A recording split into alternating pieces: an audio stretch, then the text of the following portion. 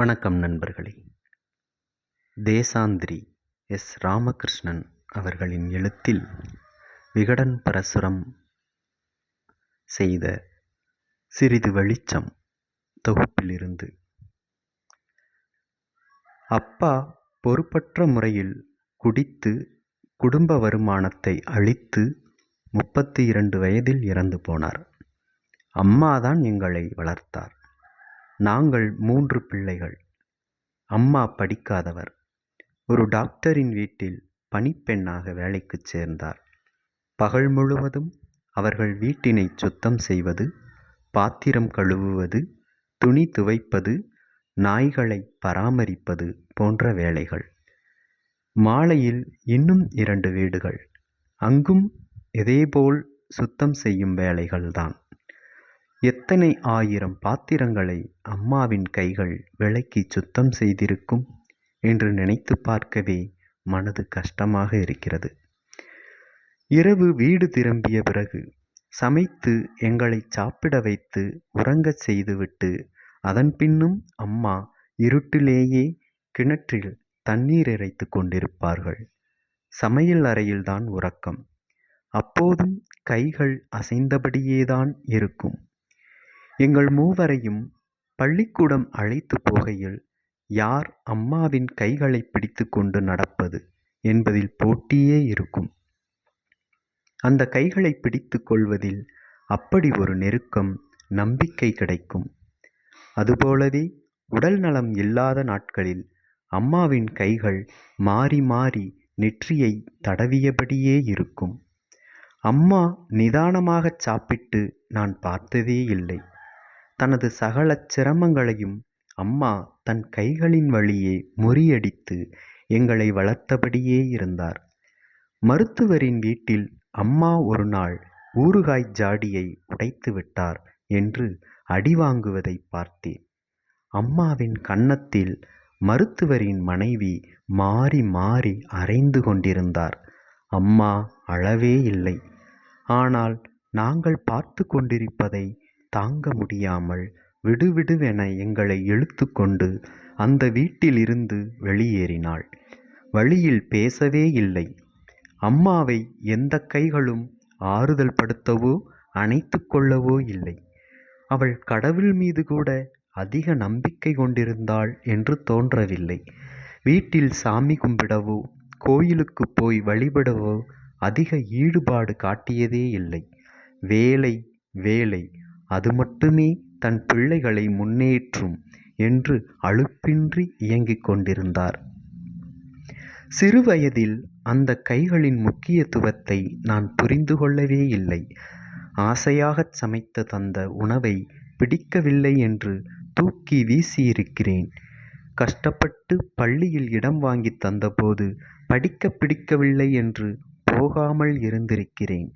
கை செலவுக்கு தந்த காசு போதவில்லை என்று அம்மாவுக்கு தெரியாமல் வீட்டில் திருடி இருக்கிறேன்.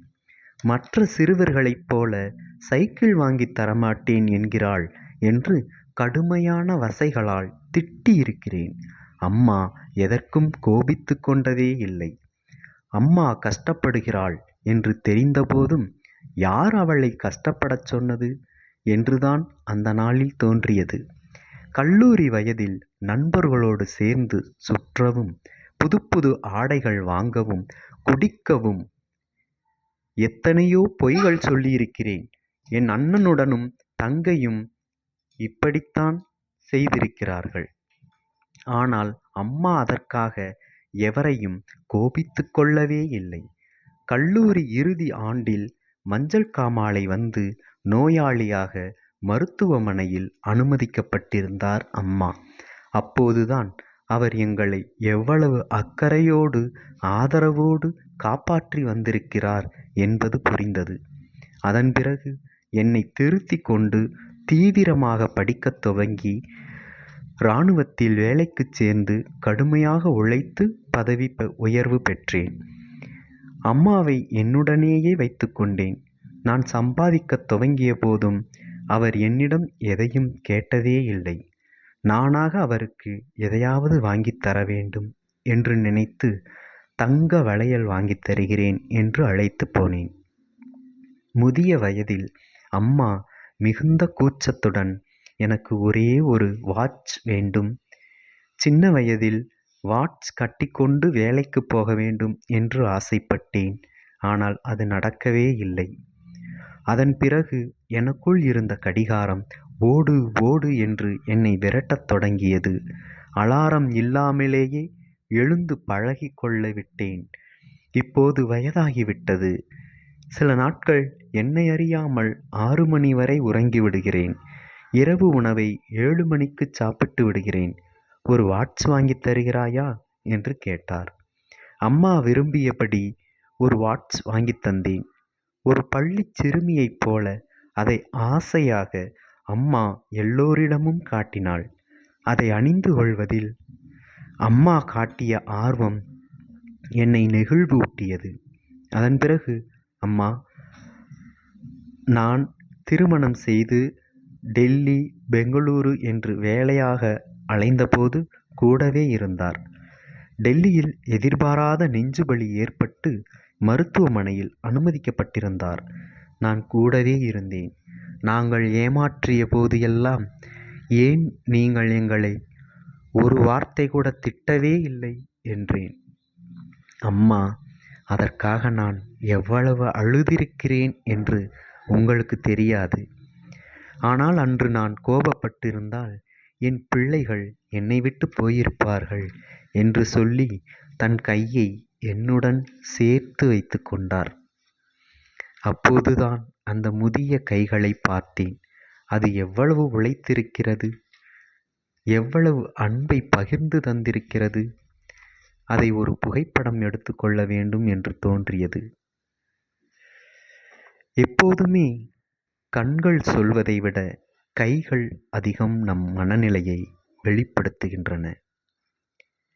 உற்சாகமோ, கோபமோ, கவலையோ, வலியோ எதுவாயினும் கைகள் உணர்ச்சிமயமாக இயங்குகின்றன. பிடித்தவர்களின் கண்களை உற்று நோக்குவதைப் போல கைகளை உற்று நோக்கி இருக்கிறீர்களா? மனிதனது இடையறாத துணை கைகள்தான். வணக்கம்.